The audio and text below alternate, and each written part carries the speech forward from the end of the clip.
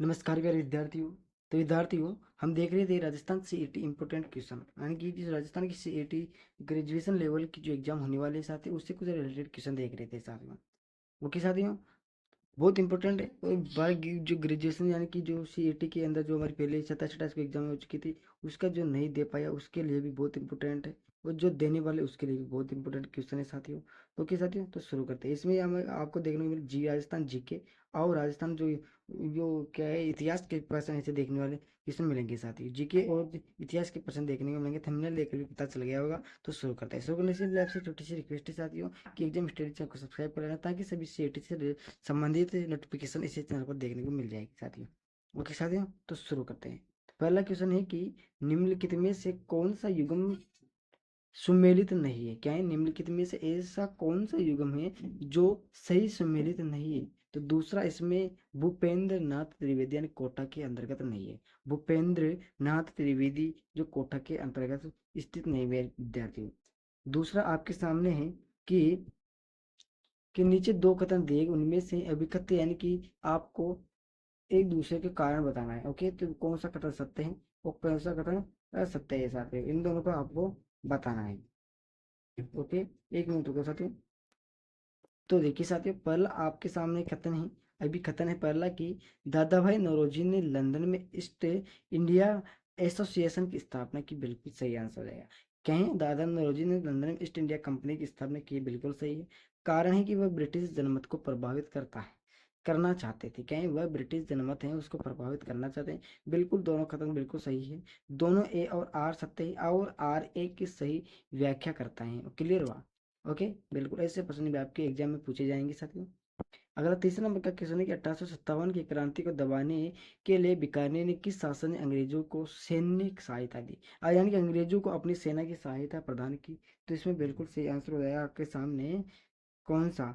सरदार सिंह ने। ऐसा सरदार सिंह था साथियों जिसने अंग्रेजों को अपनी सेना की सहायता प्रदान की थी साथियों। चौथा नंबर का क्वेश्चन है कि किसके नेतृत्व में 25 अप्रैल 1934 को कटराथल आयोजित विशाल महिला सम्मेलन में हजारों महिलाओं ने भाग लिया? तो ऐसी कौन सी कटराथल आयोजन विशाल महिला सम्मेलन था? तो कौन सा था साथियों? तो इसका बिल्कुल सही आंसर हो जाएगा सी, यानी कि किशोरी देवी। ऐसा एक सम्मेलन था जिसके अंदर हजारों महिलाओं ने उसके अंतर्गत भाग लेता है विद्यार्थी। अगला पांचवा प्रश्न है कि भरतपुर राज्य के स्वतंत्रता आंदोलन में निम्न में से कौन सा एक नेता थे? कहीं भरतपुर राज्य स्वतंत्रता के आंदोलन में निम्न में से ऐसे कौन सा नेता थे साथियों? तो वो नेता थे साथियों मेरे विद्यार्थियों, किशन लाल जोशी। कौन थे साथियों? किशन लाल जोशी एक इसमें नेता थे भरतपुर राज्य स्वतंत्रता के समिति के। छठा क्वेश्चन है कि 1919 में मुस्लिम लीग और कांग्रेस के बीच समझौता किसने करवाया था? 1919 का जो समझौता हुआ था कांग्रेस और मुस्लिम, तो किसने करवाया था विद्यार्थियों? तो बाल गंगाधर तिलक ने इन दोनों का समझौता करवाया था विद्यार्थियों। क्लियर हुआ? ओके साथियों, अगला क्वेश्चन है आपके सामने 7वां नंबर का कि जेल में अन्याय के खिलाफ भूख हड़ताल के कारण मारवाड़ लोक परिषद के किस नेता की मृत्यु 19 जून 1942 को हुई थी? यानी कि जो भूख हड़ताल हुई थी साथियों मारवाड़ के अंदर, तो उस नेता की मृत्यु जिसने शुरू की थी उसकी मृत्यु 19 जून 1942 की हुई थी। उस नेता का क्या नाम होगा? तो उसका नाम था साथियों बाल मुकुंद बिस्सा। क्या नाम था? बाल मुकुंद बिस्सा उनका नाम था प्यारे विद्यार्थियों। अगला क्वेश्चन है कि माल मिंटो सुधार का उद्देश्य क्या था? तो इसका बिल्कुल सही आंसर हो जाएगा प्यारे विद्यार्थियों आपके सामने। फिर तो पढ़ लेते हैं इसको कि क्या हो जाएगा।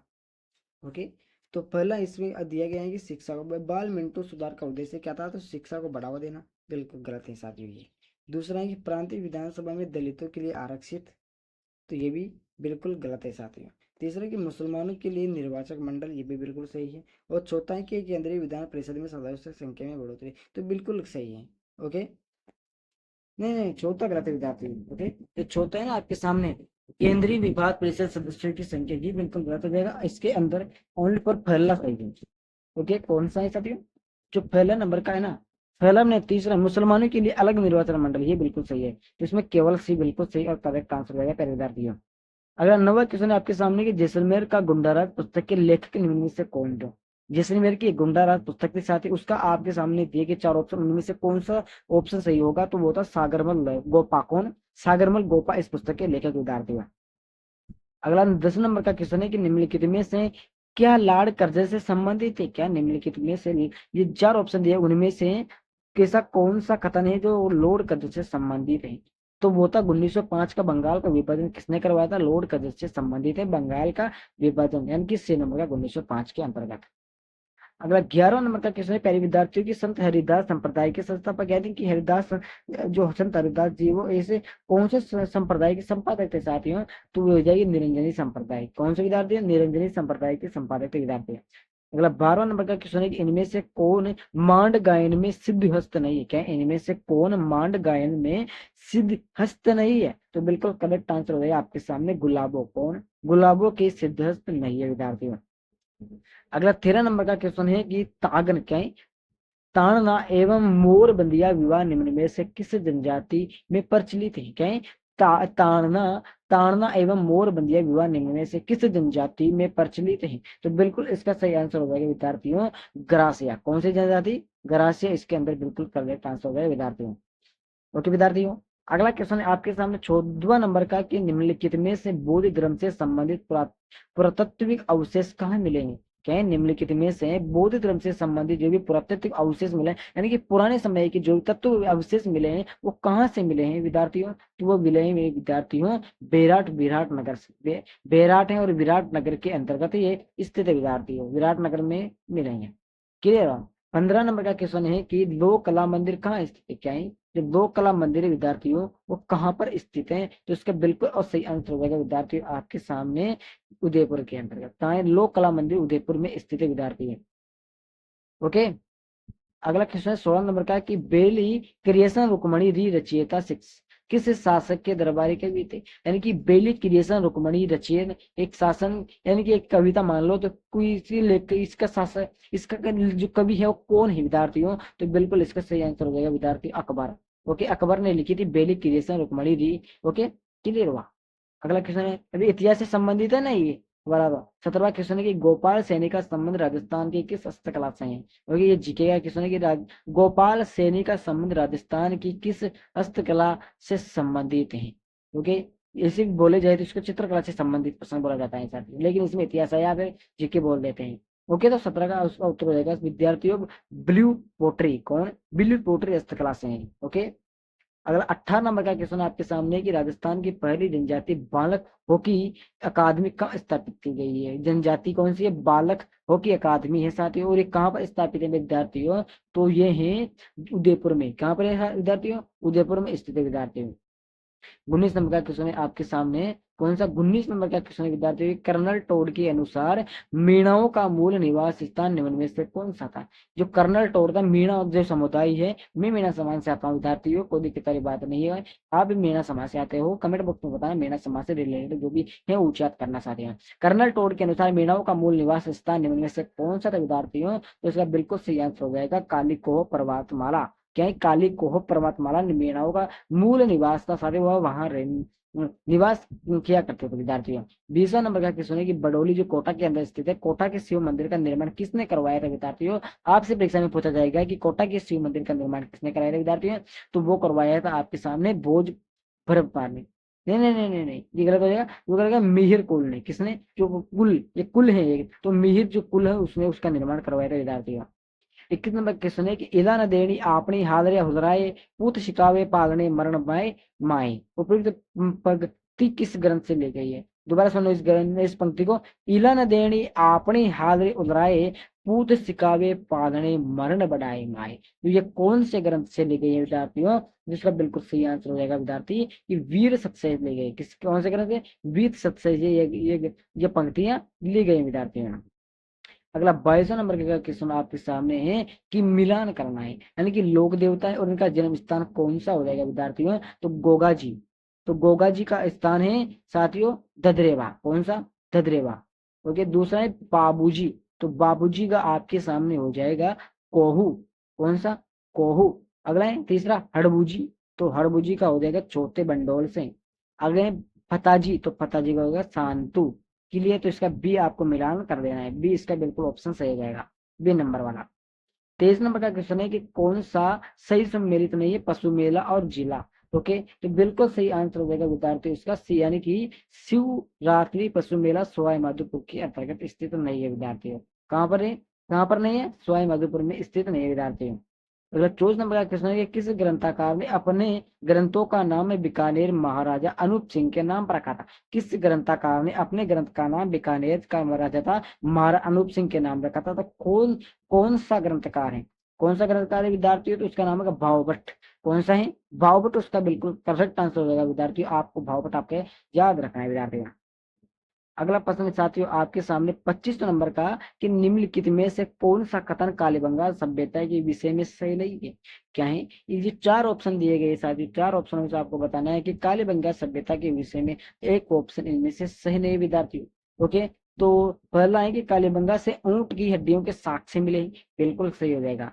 दूसरा है कि कालीबंगा से प्रथम अंकित किए गए भूकंप के साक्ष्य भी मिले हैं, ये भी बिल्कुल सही है। तीसरा है कि कालीबंगा की खोज एक इतालवी इंडोलॉजिस्ट लुइगी पियो टेसिटोरी ने की थी, ये भी सही है। तीसरा है कि पाक हड़प्पा अग्निवेदियों के साक्ष्य मिले हैं, नहीं भाई, पाक हड़प्पा अग्निवेदियों के साक्ष्य इसमें नहीं मिले, इसलिए इसका डी ऑप्शन बिल्कुल गलत हो जाएगा विद्यार्थियों। ओके, अगला 27 नंबर का क्वेश्चन है आपके सामने कि राजस्थान के नरसिंहगढ़ के नाम से प्रसिद्ध, यानी कि राजस्थान में नरसिंहगढ़ के नाम से कौन फेमस है? तो इतिहास के क्वेश्चन है साथियों ये। तो राजस्थान में नरसिंहगढ़ के नाम से कौन फेमस है विद्यार्थियों? तो इसका बिल्कुल सही आंसर हो जाएगा आपके सामने कौन सा? तो कवि दुर्लभ जी। कौन है? कवि दुर्लभ जी राजस्थान के नरसिंहगढ़ के नाम से फेमस है विद्यार्थियों। 27 नंबर का क्वेश्चन है कि करपट्टे जोगी डमरू एवं सारंगी वाद्य यंत्रों के साथ किस देवी के गीत गाए जाते हैं? कनपट्टे जोगी डमरू एवं सारंगी वाद्य यंत्रों के साथ ऐसी कौन सी देवी जिसका इसमें गीत गाए जाते हैं विद्यार्थियों? तो जीर्ण माता। जीर्ण माता एक ऐसी माता है साथियों जिसका कनपट्टे और डमरू एवं सारंगी वाद्य यंत्रों के साथ उनका गीत गाया करते हैं। उनका उत्सव बड़े धूमधाम से मनाया जाता है जीर्ण माता। क्लियर हुआ? 28 नंबर का क्वेश्चन है कि मेवाड़ राज्य घराने के अंत्येष्टि स्थल का क्या नाम है? मेवाड़ राज्य घराने के अंत्येष्टि स्थल का क्या नाम है? तो इसका बिल्कुल करेक्ट ऑप्शन हो जाएगा सी, यानी कि मात से। क्या नाम इसका? मात से उसका बिल्कुल नाम हो जाएगा। ओके, 28 नंबर का सॉरी सॉरी 29 नंबर का क्वेश्चन है विद्यार्थियों की निम्नलिखित में से राजपूताना के किस क्षेत्र पर वृक वंश ने शासन किया था? निम्नलिखित में से राजपूताना के किस शासक पर वृक वंश ने शासन किया था विद्यार्थियों? तो उसका नाम हो जाएगा विद्यार्थियों बयाना। बयाना वंश था जिसने शासक किया था। 30 नंबर का क्वेश्चन है कि निम्नलिखित में से कौन सा लोक नाट्य स्थान सुमेलित नहीं है? कौन सा लोक नाट्य है जो सुमेलित नहीं है विद्यार्थियों? तो हो जाएगा तुर्रा कलकंगी, मारवाड़ में स्थित नहीं है। कौन? तुर्रा कलकंगी मारवाड़ में स्थित नहीं है विद्यार्थियों। 31 नंबर का क्वेश्चन है कि ओगनिया अंगोटिया सुरलिया आभूषण पहने जाते हैं, यानी कि कहाँ पर पहने जाते हैं? शरीर के ऐसा कौन सा अंग है जिस पर अगोट ओगटिया ओगनिया अंगूठिया सुरलिया आभूषण पहने जाते हैं? इसका बिल्कुल करेक्ट और सही आंसर हो जाएगा कानों के अंदर के ये ओगनिया गांव के अंदर होते हैं कि तू तो ओगनिया गिड़वाली हो।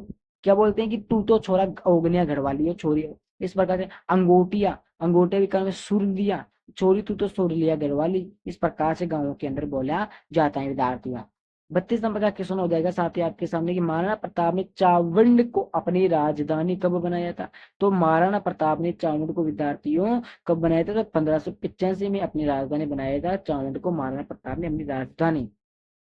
33 नंबर का क्वेश्चन है कि आबानेरी तथा राजौरगढ़ के कलात्मक वैभव किस काल से संबंधित है? तो इसका बिल्कुल सही आंसर हो जाएगा विद्यार्थियों गुर्जर प्रतिहार काल से संबंधित है। किससे? गुर्जर प्रतिहार काल से संबंधित। 34 नंबर का क्वेश्चन है कि हमीर हट नामक ग्रंथ किसने लिखा था? तो हमीर हट ग्रंथ विद्यार्थियों लिखा था किसने? तो उसने चंद्रशेखर ने, चंद्रशेखर आजाद ने, चंद्रशेखर कोई राजा महाराजा होगा उसने लिखा था, चंद्रशेखर ने लिखा था। अगला क्वेश्चन आपके सामने 35वां के निम्नलिखित युद्धों में, यानी कि युद्ध दिए गए नीचे उनके लड़े जाने के वर्ष अनुसार पहले से आखिर तक सही क्रम को आपको चुनना होगा। ओके, तो चुनना है इसमें से तो कौन सा होगा? तो सबसे पहले आपके सामने हो जाएगा, सबसे फर्स्ट नंबर पे हो जाएगा इसमें सागरपुर का युद्ध। कौन सा? सांगरपुर का युद्ध हो जाएगा। दूसरा आ जाएगा इसमें गागरोन का युद्ध। ओके, गागरोन का युद्ध। तीसरा नंबर पे आ जाएगा इसमें तीसरा, और चौथे में चौथा, तो इसमें बी मिलान होगा सही। ओके, पहला दूसरा तीसरा चौथा। ओके, दूसरा पहला तीसरा चौथा, इस प्रकार आपको करना है। 36 नंबर का क्वेश्चन आपके सामने कि प्रथम यानी कि प्रथम उदय यानी कि उत्कृष्ट डबल डेकर वातानुकूलित यात्री एक्सप्रेस ट्रेन किसके बीच चलती है? प्रथम उदय यानी कि ये जो ट्रेन है किस किन के बीच चलती है विद्यार्थियों? पहले की जमाने ट्रेन हो सकती है सही। तो ये बेंगलुरु और कोयम्बटूर के बीच में चलते हैं। बेंगलुरु और कोयम्बटूर के बीच में कौन सी ट्रेन चलती है? तो ये ट्रेन चल रही है। ओके, अगला अगला क्वेश्चन है आपके सामने 37 नंबर का कि मलाज खंड किस खनिज उत्पादन से संबंधित है? क्या है? जो मलाज खंड है किस खनिज से उत्पादन से संबंधित है विद्यार्थियों? तो वो हो जाएगा तांबा से। ओके, किससे संबंधित है? तांबा से विद्यार्थियों। 38वां क्वेश्चन है कि राष्ट्रीय कृषि और ग्रामीण विकास बैंक नाबार्ड की स्थापना हुई है। राष्ट्रीय कृषि और ग्रामीण विकास बैंक को क्या कहते हैं? नाबार्ड भी कहते हैं। किस स्थापना कब हुई थी विद्यार्थियों? तो इसकी स्थापना हुई थी 12 जुलाई 1982 को। ओके, क्लियर हुआ? यह दोनों विद्यार्थी बोल के इंपोर्टेंट क्वेश्चन है। 39वां क्वेश्चन है कि निम्नलिखित में से कौन सा सम्मिलित नहीं है कि राज्य और कोयला क्षेत्र है साथियों? इनमें से कौन सा कथन सम्मिलित नहीं है कि सही नहीं है? तो ओडिशा जो संबलपुर के अंतर्गत स्थित नहीं है विद्यार्थियों। ओके, अगला 40 नंबर का क्वेश्चन आपके सामने दिया गया है कि भारत में कॉफी उत्पादन राज्य का निम्नलिखित में से सही घटता हुआ क्रम कौन सा है? कहीं यानी कि भारत में कॉफी का उत्पादन होता है निम्न घटते हुए क्रम में उनको व्यवस्थित करता है कि सबसे ज्यादा कॉस्ट में होता है, सबसे ज्यादा किस में पर यानी कि सबसे कम इसमें होता है, सबसे कम इसमें होता है विद्यार्थी। तो आपको उस प्रकार से उसको जमाना है। तो इसका बिल्कुल करेक्ट आंसर हो जाएगा कर्नाटक हो जाएगा सबसे पहले, फिर केरल, फिर तमिलनाडु, फिर आंध्र प्रदेश। इस प्रकार से बिल्कुल सी इसका करेक्ट ऑप्शन बिल्कुल सही जाएगा विद्यार्थी में। 41 नंबर क्वेश्चन है कि वेदांत क्या है? वेदांतागंगल वेदांतांगल पक्षी अभ्यारण्य स्थित है। तो कहाँ पर स्थित है प्यारे विद्यार्थियों? तो ये हो जाएगा तमिलनाडु में स्थित है विद्यार्थी। कहाँ पर है? तमिलनाडु में। 42 नंबर का क्वेश्चन है कि अगस्त 2022 की स्थिति के अनुसार भारत में कितनी घोषित आर्द्र भूमियां हैं? तो भारत में पूरी आर्द्र घोषित भूमियां हो जाएगी 75। कितनी विद्यार्थियों? 75 भूमियां हैं। अगला 23 नंबर का क्वेश्चन है कि पश्चिम घाट के पश्चिम ढालों पर किस प्रकार के वन पाए जाते हैं? जो पश्चिम घाट के पश्चिम ढाल होते हैं उस पर साथियों उष्णकटिबंधीय सदाबहार वन पाए जाते हैं। कौन से उष्णकटिबंधीय सदाबहार वन पाए जाते हैं विद्यार्थियों? ओके, अगला 44 नंबर का क्वेश्चन है कि भारत के किस राज्य में पवन ऊर्जा की सर्वाधिक क्षमता विद्यमान है? भारत का ऐसा कौन सा राज्य है साथियों जिसमें पवन ऊर्जा की सबसे क्षमता ज्यादा विद्यमान रहती है? तो वह हो जाएगा गुजरात। गुजरात में सबसे ज्यादा पवन ऊर्जा की सर्वाधिक क्षमता विद्यमान रहती है विद्यार्थियों। 45 नंबर का क्वेश्चन है कि सलाल परियोजना कौन सी नदी पर स्थित है? तो सलाल परियोजना चिनाब नदी के किनारे पर स्थित है विद्यार्थियों। ओके, अगला क्वेश्चन है आपके सामने 46 नंबर का कि रातानाडा हवाई अड्डा अपनी सेवाएं उपलब्ध कराता है।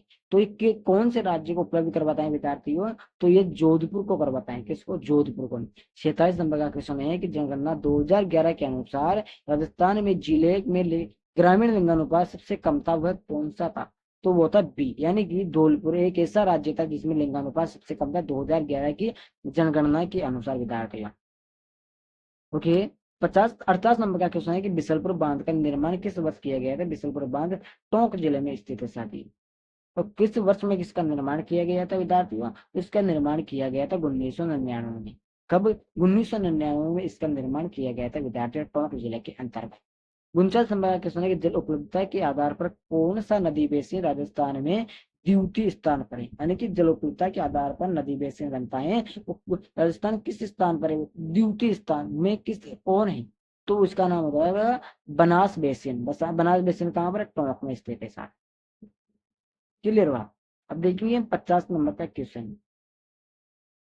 तो 50 नंबर का क्वेश्चन है कि कहना चाहते हैं कि राजस्थान के दक्षिण, दोबारा एक बार पढ़ते हैं इसको। अगर ये से शुरू है तो चलो पढ़ते हैं कि राजस्थान के दक्षिण क्षेत्र में इस वक्त सागवान के वृक्ष अधिक पाए जाते हैं। क्या ये कथन सही है? क्या ये कथन सही है? बिल्कुल गलत है सर। राजस्थान के दक्षिण क्षेत्रों में सागवान के वन नहीं पाए जाते विद्यार्थियों। पाए जाते हैं विद्यार्थियों, राजस्थान के दक्षिण क्षेत्रों में सागवान के वन नहीं पाए जाते। क्या दोबारा पढ़ना है क्योंकि को? अगला है खतन आर की सागवान अधिक सर्दी व पाला सहन कर पाता है। बिल्कुल गलत हो जाएगा ये। क्लियर हुआ? तो ए और आर दोनों सही है, किंतु ए आर तो इसमें सी ऑप्शन बिल्कुल सही हो जाएगा। सही है लेकिन आर गलत है, यानी कि ए सही है लेकिन आर गलत हो जाएगा विद्यार्थियों। क्योंकि साथियों आपके सामने 50 क्वेश्चन हो चुके हैं कंप्लीट, इतिहास के, एक तो इतिहास के और जीके की। अब ये पता नहीं कि किसके कितने साथी, लगभग होंगे 20-20 या 25-25 तो नहीं होंगे साथी। मान लो साथियों 25 तो इतिहास के हैं और 25 कितने के जीके के। 50 क्वेश्चन कंप्लीट हो चुके साथियों। कल भी इसी तरह से हम इसी टाइम पर जीके के और इतिहास के क्वेश्चन लेकर आएंगे साथियों आपके लिए। 12वीं ग्रेजुएशन में आपके कितने नंबर आने चाहिए? लगभग 300 में से कितने नंबर आने चाहिए? लगभग आपके आने चाहिए 280। 20 नंबर किसके करने चाहिए? यदि किसी प्रश्न छूट जाए तो उसके करने चाहिए, वरना किसी प्रश्न का नहीं करना चाहिए। विद्यार्थियों, सभी दोस्तों को निवेदन है कि क्लास अच्छी लगी तो लाइक करना है, शेयर करना है, कमेंट करना है, चैनल को सब्सक्राइब करना है। साथियों, जय हिंद, जय भारत।